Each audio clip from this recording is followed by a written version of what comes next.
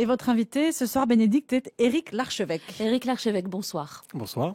Vous êtes l'un des fondateurs à Paris de la Maison du Bitcoin et on va expliquer ce soir avec vous ce qu'est le Bitcoin. Déjà, c'est difficile à dire. Le Bitcoin, une monnaie virtuelle qu'on a vu apparaître. On l'a vu apparaître quand ? On l'a vu apparaître en 2009, mais elle est arrivée sur Déjà les radars. 6 ans. Ah oui, ça fait 6 ans. Ça fait 6 ans que le Bitcoin existe. Ça fait 6 ans, mais on en entend parler surtout depuis 2 ans, on va dire. Mais il y a un inventeur dans le monde qui un matin s'est réveillé en disant « je vais créer une monnaie virtuelle ». Oui, en 2008, après la grande crise, il s'est dit qu'il était peut-être temps d'aller explorer de nouvelles manières de considérer la monnaie. Et il a créé la technologie Bitcoin. Oui. Mais c'est quoi alors? Il n'y a pas de pièce, c'est il n'y a la pas de carte billet? bleue, là? C'est le truc qu'on met sur la carte bleue pour payer ses boissons n'importe où ou... Ah non, c'est pas du ça c'est la carte Monéo. Ah, ok. Le Bitcoin, c'est vraiment rouge. une monnaie qui n'est pas battue par un État. Hein. C'est une monnaie qui existe sur Internet, on va dire, qui est décentralisée. Il n'y a pas de banque centrale du Bitcoin. C'est global. Ça existe dans le monde entier. On l'utilise pour effectuer des échanges. Et on la conserve donc sur un portefeuille virtuel. Oui, un On portefeuille consulte son virtuel. compte comme on consulte un compte en banque. C'est un peu ça, sauf que quand on possède des bitcoins, on les possède vraiment. C'est pour ça qu'on parle plutôt de monnaie digitale en réalité que de monnaie virtuelle. La monnaie virtuelle, c'est un petit peu l'euro. Alors, Éric Larchevêque, on les trouve comment? On les achète où déjà? Alors on peut les acheter. On peut les acheter, on peut Oui. les gagner. Alors Ah, on on les peut les achète gagner où aussi. déjà? Alors on peut les acheter par exemple à la maison du Bitcoin à Voilà. Paris, dans Chez le 2e vous arrondissement. Oui, tout à fait. C'est comme une maison de change, au même titre qu'on peut acheter des Mais achète dollars. avec quoi, pardon? Avec des des euros? Des euros. Ah oui, au même Ouais. titre que vous achetez des dollars ou des yens, vous pouvez acheter des bitcoins. Alors, par exemple, pour, allez, disons, 10 euros, j'ai droit à combien de bitcoins? Ça dépend des jours. Ça dépend des jours, parce qu'il y a quand même une volatilité du cours importante, hein, un peu comme le rouble, on va dire. Et, Oui, surtout en ce moment. aujourd'hui, au moment où on parle, un bitcoin, c'est à peu près 230 euros. Et, quand même. qu'est-ce que je peux acheter avec? Alors, vous pouvez acheter beaucoup de choses et dans le monde entier, puisque quand vous avez des bitcoins, vous allez pouvoir les dépenser. Il y a à peu près 100 000 marchands dans le monde et vous pouvez aussi bien acheter. Il y a aux 100 000 Oui.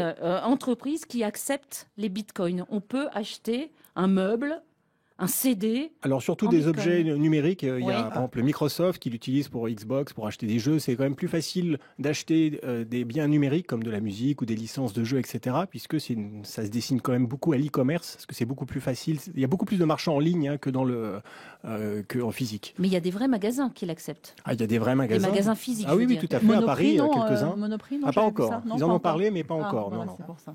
Et quelles sont les grandes enseignes justement en France? Vous avez dit Microsoft et autres, mais des enseignes où on peut vraiment acheter un peu de tout.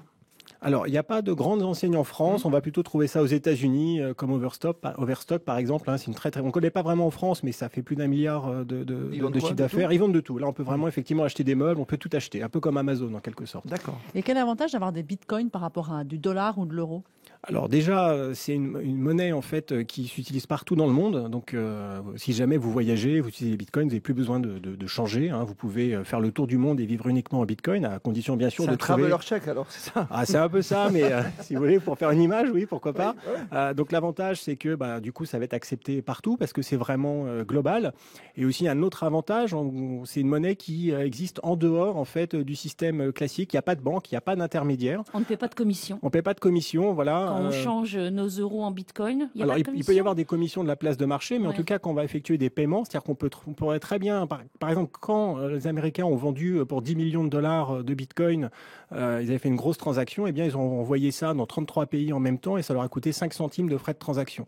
Donc, on peut Ça, vraiment. c'est un énorme ouais. avantage. Mais C'est vous avez l'avantage, souri, Éric Larchevêque, tout à l'heure à ma proposition de traveler check. Je peux comprendre parce que je suis un vieux monsieur, mais c'est à peu près la même chose parce que mes parents me donnaient de l'argent liquide à l'époque des francs ou des euros aujourd'hui, préféraient me donner traveler check à l'étranger pour aller voir les petites anglaises, hein d'où le célèbre film.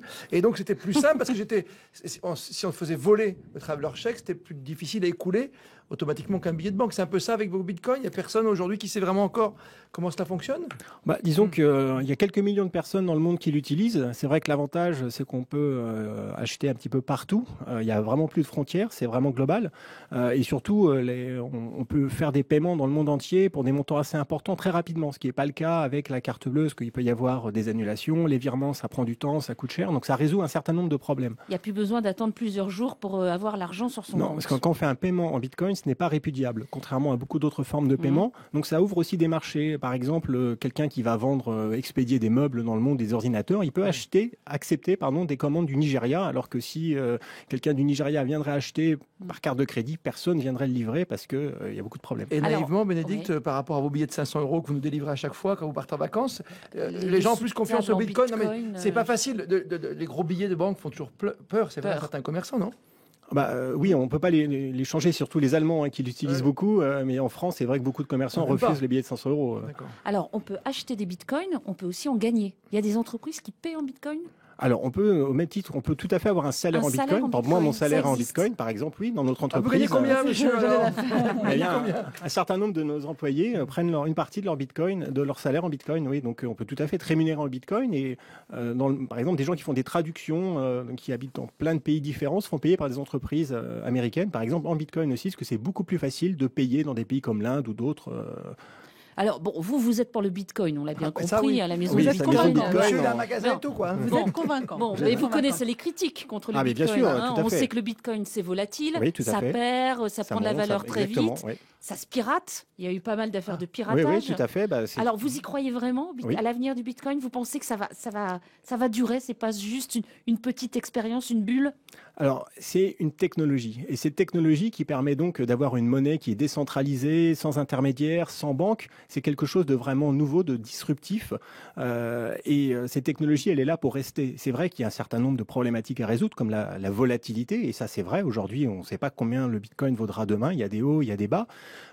Mais cette technologie résout tellement de problèmes que je suis persuadé qu'elle va continuer de se développer. Et même si ça prendra du temps, on pense plutôt 5 ans. Hein. C'est pas dans 6 mois. Encore 5 ans. Oui, tout à fait. C'est bien une monnaie virtuelle. Vous pouvez pas nous montrer un échantillon du bitcoin? Ah non, mais au même titre que vous pouvez pas montrer des euros qu'il y a sur votre compte en banque. C'est-à-dire qu'on ne peut pas traduire toutes les euros des comptes en banque de tout le monde en argent.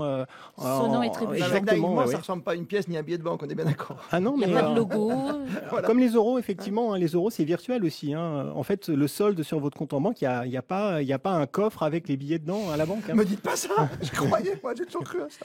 Merci Éric Larchevêque, vous êtes de la Maison du Bitcoin à Paris et on peut retrouver votre interview en son et en images sur le site rtl.fr. Merci.